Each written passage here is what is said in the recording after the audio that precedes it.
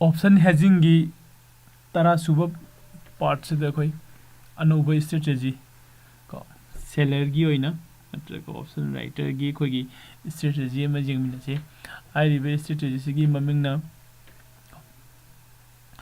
put ratio back split हाइबने को put ratio back split previous video है देखो कि पार्ट खोगी 10 सुब वीडियो द खोने नैने की बदुना कॉल रेशियो बैक ने दकी खोने नैने गदुसिना पुट रेशियो बैक ने तो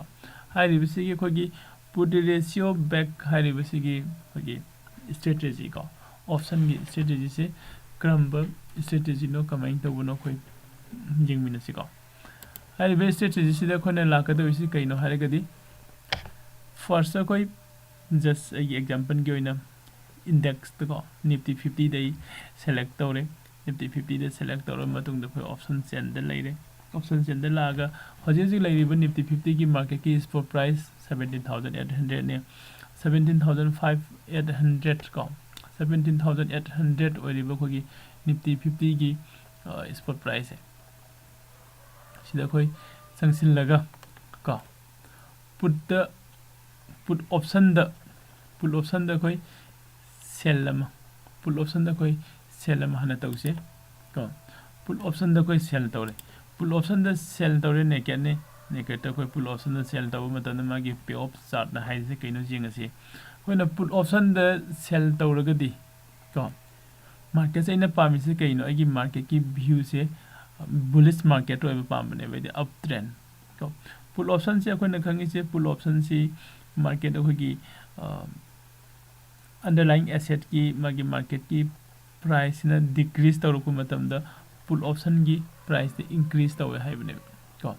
अदुग अंडरलाइंग एसेट की प्राइस ना इंक्रीज तौरको मतमदा पुल ऑप्शन की प्राइस से डिक्रीज तौबने अदुना खोइना मार्केट से कईगुब अप ट्रेंड लाप है बुलिश मार्केट है खनबगी पुल ऑप्शन से सेल तौबने को पुल ऑप्शन से सेल तब लेसी मार्केट से मथकलोम हाइगलगदी प्रॉफिट ने प्रॉफिट से क्या लेदीनो को 5200 प्रॉफिट को अदुगा मखाम कुमद्रगदी लॉस क्या जामबनो अनडिफाइंड मीन्स अनलिमिटेड हाइबसिगी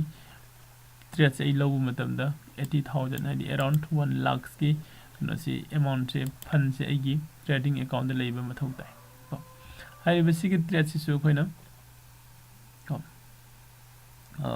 लेबगी अनलिमिटेड हाइबा लॉट से मिनिमाइज तौगे हाइरगदी ममांग तौगे बिसिंग दो खोइना कमाई तौगनी हाइरगदी सिदैना सेल तौरिबा 104 दैना सेल तौरगा लौरिबा ट्रेड से सिगी अगेंस्ट सिगी लॉस ओरगदी रिकवरी तौननबा को सेम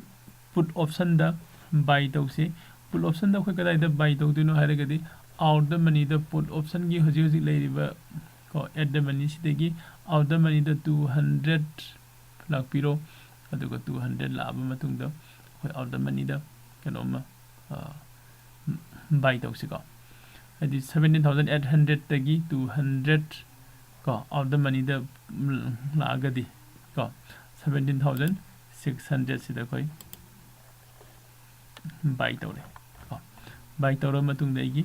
साइगी अनलिमिटेड लॉस हारमबदो हजिक 7000 को 200 आदि डिक्रीज तौरे मदुगा लिमिटेड होय करिब को तो साइगी अराउंड 1 लाख तक कोई ट्रेडिंग अकाउंट दरकार ओरमबदो हजिक 26745 खत गायगरे को दो हारिबसी की ट्रेड सिदा मखारोम कुमद्रगसु आगी लिमिटेड लॉस लेरे मथलुम का खलगसु आगी लिमिटेड प्रॉफिट लेगरे को अदु सिसिदा खोइना नसागी रेशियो बैक को रेशियो बैक से अप्लाई तौसिलगा सागी इन सिदा सेल तौरिबे अमाउंट सिगा बाय तौरिबे अमाउंट सिगा आइदा पे चौराकपा मानना बस सेम्बिरकांद पे ऑफ चार्ट करी हागे हाबसुमु खोय जेंगमिन सिको अदुना सिदा खोगी बाय तौरिबे अमाउंट से सिदा इना को मागी क्वांटिटी नत्रगा लॉट साइज से अनि दे हेंगलले को साइना लौरम बाईगी मार्केट से कदम तन मथलोम का खल्ला कांद आईगी प्रॉफिट लेरम बने मखारोम कुमधरको मतम आईगी लॉस को हाइदी ꯑꯩꯅ ꯔꯤꯛꯁ ꯂꯧꯔꯝꯕꯁꯦ ꯃꯈꯥꯔꯣꯝꯗ ꯀꯨꯝꯕꯗ ꯑꯣꯏꯔꯝꯕꯅꯦꯕꯀꯣ ꯑꯗꯣ ꯍꯧꯖꯤꯛꯇꯤ ꯃꯊꯛꯂꯣꯝꯗ ꯀꯥꯈꯠꯂꯛꯄꯗꯁꯨ ꯑꯩꯒꯤ ꯄ꯭ꯔꯣꯐꯤꯠ ꯈꯔ ꯁꯨꯝ ꯂꯩꯔꯦ ꯑꯗꯨꯒ ꯃꯈꯥꯔꯣꯝꯗ ꯀꯨꯝꯊꯔꯛꯄ ꯃꯇꯝꯗ ꯍꯦꯟꯅ ꯄ꯭ꯔꯣꯐꯤꯠꯁꯦ ꯆꯠꯈ꯭ꯔꯦꯕ ꯑꯗꯨ ꯇꯧꯕꯒꯨꯝꯁꯨ ꯃꯥꯒꯤ ꯔꯦꯟꯖ ꯑꯃ ꯄꯤꯔꯤ ꯃꯥꯅ ꯍꯥꯏꯔꯤꯕ ꯔꯦꯟꯖ ꯀꯣ 400ꯗꯒꯤꯅ 700 800 ꯐꯥꯎꯒꯤ ꯍꯥꯏꯗꯤ 400 ꯃꯨꯛꯀꯤ ꯔꯦꯟꯖ ꯑꯃ ꯄꯤꯔꯤ ꯁꯤꯒꯤ ꯔꯦꯟꯖꯁꯤꯗꯒꯤ ꯃꯈꯥꯔꯣꯝꯗ ꯍꯥꯏꯊꯈ꯭ꯔꯒꯗꯤ ꯑꯩꯒꯤ ꯑꯟꯂꯤꯃꯤꯇꯦꯠ ꯄ꯭ꯔꯣꯐꯤꯠꯇ ꯆꯠꯇꯣꯏꯅꯤ ꯑꯗꯨꯒ ꯔꯦꯟꯖꯁꯤꯒꯤ ꯃꯅꯨꯡꯗ ꯑꯦꯛꯁꯄꯥꯏꯔꯤ ꯑꯣꯏꯔꯕ ꯅꯠꯇ꯭ꯔꯒ ꯔꯦꯟꯖꯁꯤꯒꯤ ꯃꯅꯨꯡꯁꯤꯗ ꯃꯥꯔꯀꯦꯠꯁꯤ ꯂꯩꯕ ꯃꯇꯝꯗꯅ ꯑꯩ ꯂꯣꯁ ꯑꯣꯏꯒꯗꯣꯏꯅꯤ ꯌꯥꯏꯀꯣ ꯏꯁꯇ꯭ꯔꯦꯇꯦꯖꯤꯁꯤ ꯃꯌꯥꯝ ꯀꯣ ꯈꯤꯇꯪ ꯀꯩꯅꯣ ꯇꯧꯅ ꯌꯦꯡꯃꯤꯟꯅꯁꯤ ꯍꯥꯏꯔꯤꯕꯁꯤꯒꯤ ꯏꯁꯇ꯭ꯔꯦꯇꯦꯖꯤꯁꯤꯗ ꯂꯥꯛꯏꯁꯦ ꯉꯁꯥꯏ ꯑꯩꯒꯤ ꯃꯥꯔꯀꯦꯠꯀꯤ ꯚ꯭ꯌꯨꯗꯣ ꯕꯨꯂꯤꯁ ꯃꯥꯔꯀꯦꯠ ꯑꯣꯏꯔꯝꯕꯅꯤ ꯑꯩꯒꯤ ꯃꯥꯔꯀꯦꯠꯀꯤ ꯚ꯭ꯌꯨꯗꯤ ꯕꯨꯂꯤꯁꯅꯦ ꯕꯨꯂꯤꯁ ꯃꯥꯔꯀꯦꯠꯇ ꯑꯩ ꯆꯪꯉꯀꯥꯟꯗ ꯑꯩ ꯕꯤꯌꯥꯔꯤꯁꯇ ꯑꯩꯒꯤ ꯔꯤꯛꯁ ꯂꯧꯕꯅꯤ ꯕꯤꯌꯥꯔꯤꯁ ꯃꯥꯔꯀꯦꯠꯇ ꯑꯩ ꯔꯤꯛꯁ ꯂꯧꯔꯝꯕꯗꯣ ꯍꯧꯖꯤꯛꯇꯤ ꯕꯨꯂꯤꯁ ꯃꯥꯔꯀꯦꯠꯇꯁꯨ ꯔꯤꯛꯁ ꯂꯩꯇ꯭ꯔꯦ ꯑꯗꯨꯒ ꯕꯤꯌꯥꯔꯤꯁ ꯃꯥꯔꯀꯦꯠꯇꯅ ꯃꯥꯒꯤ ꯔꯦꯟꯖ ꯑꯃ ꯂꯩꯔꯦ ꯔꯦꯟꯖꯁꯤꯒꯤ ꯃꯅꯨꯡꯗ ꯑꯩꯒꯤ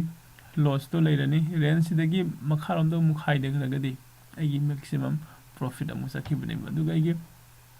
ꯏꯁꯇꯤꯃꯦꯇꯦꯠ ꯃꯥꯔꯖꯤꯟ 17,807 ꯅꯤ ꯀꯣ ꯍꯥꯏꯔꯤꯕꯁꯤꯒꯤ ꯇ꯭ꯔꯦꯗꯁꯦ ꯑꯩꯈꯣꯏ ꯀꯅꯥꯒꯨꯝꯕ ꯂꯥꯏꯚ ꯇ꯭ꯔꯦꯗ ꯄꯨꯟꯅ ꯑꯩꯈꯣꯏꯒꯤ ꯇꯧꯃꯤꯟꯅꯕ ꯌꯥꯕꯒꯤ ꯈꯨꯗꯣꯡꯆꯥꯕ ꯂꯩꯔꯒꯗꯤ ꯀꯣ ꯑꯩꯈꯣꯏ ꯒꯨꯒꯜ ꯃꯤꯠꯇ ꯇ꯭ꯔꯦꯗ ꯇꯧꯃꯤꯟꯅꯁꯤ ꯀꯣ ꯑꯗꯨꯒ ꯑꯩꯈꯣꯏꯒꯤ ꯍꯦꯖꯤꯡ ꯑꯦꯟड ꯑꯦꯗꯖꯁꯃꯦꯟ ꯀ꯭ꯂꯥꯁ ꯀꯣ ꯑꯣꯟꯂꯥꯏꯟ ꯀ꯭ꯂꯥꯁꯅꯦ ꯄꯨꯡ 9:00 ꯇꯧꯕꯅꯤ ꯍꯥꯏꯔꯤꯕ ꯀ꯭ꯂꯥꯁꯁꯤ ꯖꯣꯏꯟ ꯇꯧꯕꯤꯌꯨ ꯑꯀꯨꯞꯄ ꯃꯔꯣꯟ 8800404848 ꯍꯥꯏꯔꯤꯕ ꯅꯝꯕꯔꯁꯤꯗ ꯋꯥꯆꯦꯞꯇ ꯁꯣꯝꯒꯤ ꯃꯤꯡ ꯑꯦꯟꯗ ꯂꯩꯐꯝ ꯇꯦꯛꯁ ꯇꯧꯕꯤꯔꯛꯑꯣ